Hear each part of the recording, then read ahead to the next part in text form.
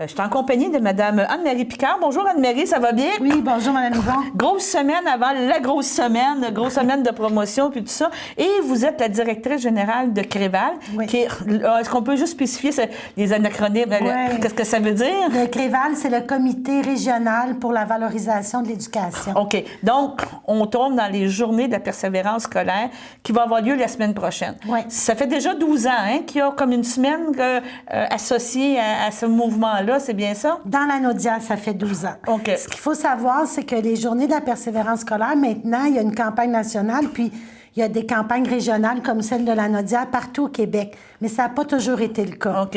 Ça a commencé il y a plus de 12 ans en Montérégie, suite à une enquête qu'il avait faite auprès des jeunes. Donc, le Créval de la Montérégie est allé questionner les jeunes sur qu'est-ce qui vous aide à persévérer, c'est quoi vos sources de motivation. C'est quoi de démotivation aussi? De démotivation aussi. Comment le reste de la population peut vous aider à cheminer, persévérer dans vos études? Et c'est les jeunes qui ont nommé le besoin d'être encouragés.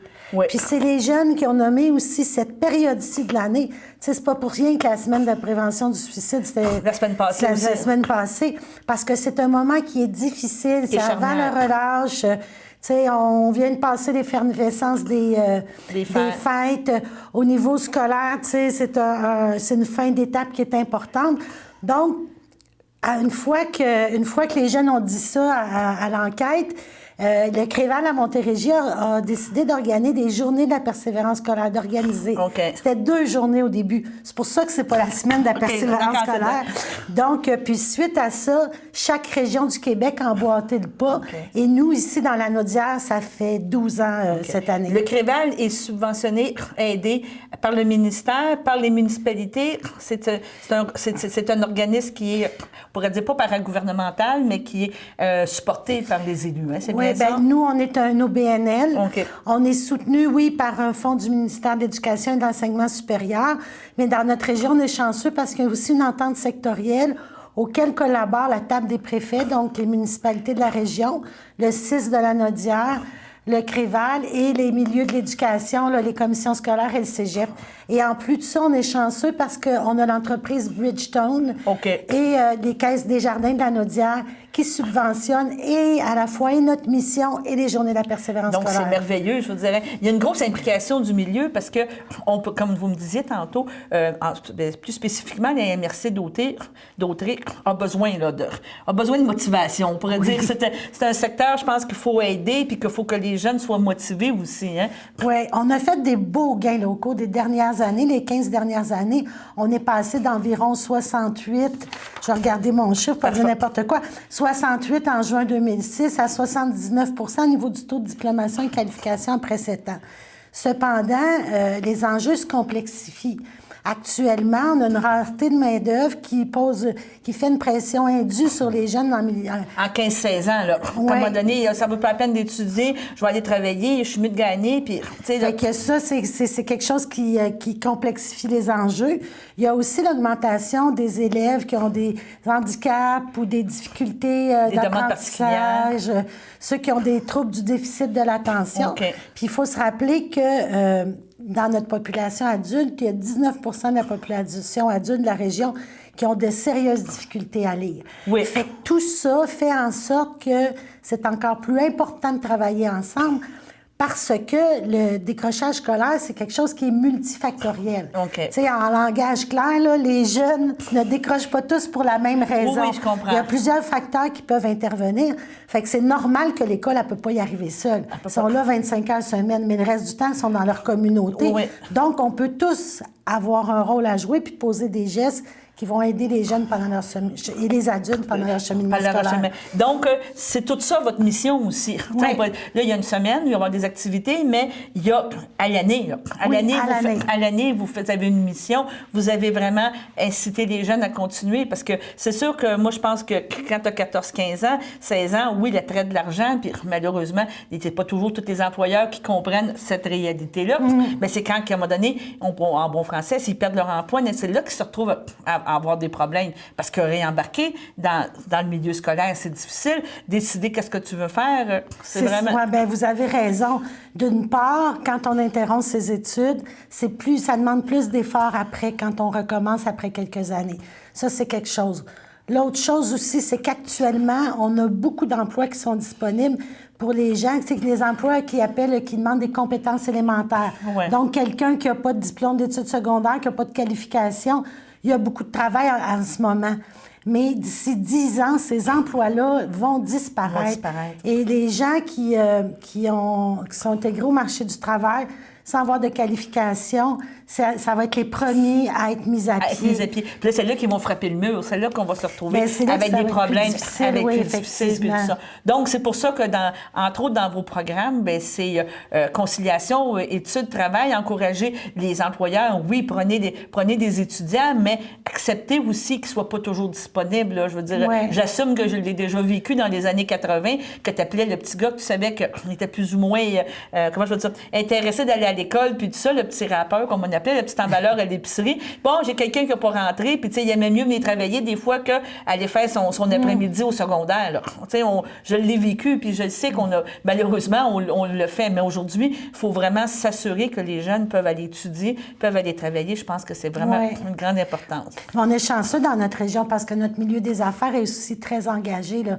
Actuellement, on a près de 400 lieux d'affaires qui sont certifiés aux jeunes.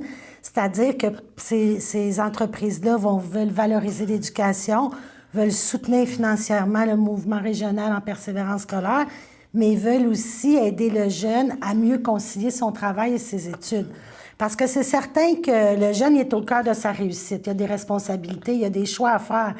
Mais l'employeur, nous, on leur donne des trucs, des outils pour faciliter le fait de pouvoir donner une certaine souplesse au niveau des horaires, pour pouvoir favoriser les remplacements, avoir des politiques de ressources humaines étudiantes. C'est ça. Donc, on a quand même des employeurs qui sont engagés à soutenir nos jeunes puis à faire en sorte que le travail, malgré le travail pendant les études, c'est la réussite qui reste la priorité. Ça, je comprends. Mais il ne faut pas oublier que dans le nord de la Naudière, surtout si on regarde au niveau de la formation professionnelle, générale adulte, collégiale, il y a le tiers des étudiants et étudiantes qui travaillent pour subvenir à leurs besoins. Donc, parce qu'il n'y a personne pour les aider au niveau du loyer, de la bourse. Il y en a qui ont des enfants aussi. Fait que, tu sais, quand vous disiez c'est plus difficile de reprendre les études, si dans l'interruption, en plus, il y a des enfants qui arrivent, il y a des frais, puis il y a des choses à faire. Il y a des choses économiques. Donc, le CREVAL est là pour les supporter, pour les aider. Mais la semaine prochaine, ça va être vraiment une semaine, on pourrait dire, marketing, une grosse semaine de communication et d'implication. Oui. On va juste, dans cette première entrevue, parler un petit peu de qu'est-ce qui s'en vient. Donc, lundi, on pourrait dire une journée colloque, une journée forum avec les maires de la région. Oui, lundi, on ouvre, dans le fond, les journées de la persévérance scolaire en compagnie de la presque totalité des villes de la région. Donc, on va être environ 90 personnes, tous des élus des villes et municipalités lanaudoises. Certains de nos députés vont être là. L'idée, c'est de faire une activité de réseautage autour de la réussite éducative. On va en profiter pour présenter notre nouvelle planification stratégique, voir aussi quels sont les engagements que les élus veulent faire, les gestes qu'ils veulent poser, et les nouveaux et ceux qu'ils veulent continuer à poser dans les prochaines années pour nous aider à prioriser nos actions. Il va y avoir aussi une partie fort intéressante où il y a un élu par MRC qui va présenter une initiative en réussite éducative. Et ça va être suivi d'une plénière. Fait qu'on a bien hâte à cet événement-là. C'est cette journée-là qu'on va participer. Par la suite, dans les régions, il va y avoir des activités. Oui. Je sais qu'en exemple, à la petite école Sainte-Geneviève, moi, je peux j'ai toujours l'habitude de Sainte-Geneviève, mais c'est Chemin du Roi. Je sais qu'il va y avoir sûrement une parade là, que les enfants vont passer, puis que les parents, puis les élus vont être là avec des pancartes, continuer. Ça va être des choses comme ça qui vont être plus locales, qui vont être offertes. Bien, il y en a beaucoup d'activités. Là, on ne peut pas toutes les nommer, mais effectivement, il va y avoir une haie d'honneur à l'école Sainte-Geneviève. Il y a d'autres aides d'honneur qui sont organisées, là, notamment à Saint-Damien. Là, c'est une activité qui était prisée. Il y a aussi la mère de Lanoret qui va aller à la rencontre des élèves de l'école primaire. Parfait. Ça fait plusieurs années qu'il fait ça. Il y a même des années où il a fait de la lecture aux jeunes. Donc, il y a beaucoup d'aides d'honneur, comme je vous ai dit. Il y a 2 galas de la persévérance scolaire qui ont lieu dans la MRC l'Assomption, la MRC des Moulins, où on nomme un ambassadeur de la persévérance scolaire par école du territoire, puis aussi on reconnaît l'engagement des parents envers leurs jeunes. Il y a aussi, si vous me permettez, toutes les bibliothèques de la région dans lesquelles se retrouvent des rubans de la persévérance scolaire. Comme moi je porte, par exemple. Comme vous portez très bien. Il y a des crayons. Oui, il va y avoir aussi des cartes d'encouragement puis des feuillets d'information pour les parents. Puis, on pourrait terminer en disant que cette année, vous avez un beau porte-parole. On va en entendre parler la semaine prochaine. Je pense que c'est la vedette de l'heure. Hein? On n'a pas le choix de le dire. Là. Mais ça fait quand même 2 ans qu'il est associé avec vous. Oui, bien, M. Laurent Duvernay-Tardif, ça fait 2 ans qu'il est associé à la campagne nationale des Journées de la persévérance, effectivement. Mais ça fait plus longtemps que ça qu'il est engagé auprès des jeunes avec sa fondation.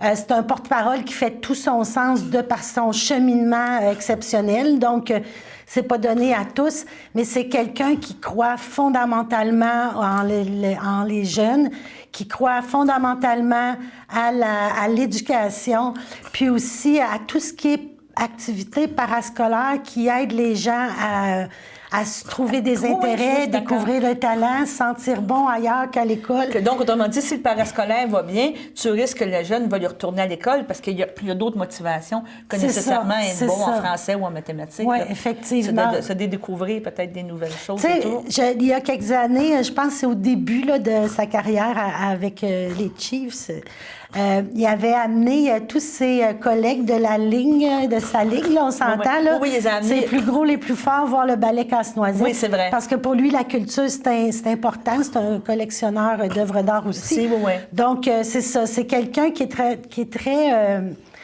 très polyvalent, éclectique, qui a beaucoup d'intérêts, puis qui trouve ça riche pour une personne, justement, d'avoir des intérêts diversifiés. Bon, mais je te remercie beaucoup, Anne-Marie. On rappelle que la semaine prochaine, ça commence le 17. C'est plein de choses qui vont se passer dans la MRC, dans la région de la Naudière, jusqu'à vendredi. Oui. Beaucoup de travail, mais je pense que ça va porter fruit, puis les jeunes, ça va les motiver. Là. Il n'en restera pas gros après les semaines de relâche. Le printemps arrive, et puis plus de manteaux, moins de manteaux d'hiver, moins de bottes, moins d'habits de ski.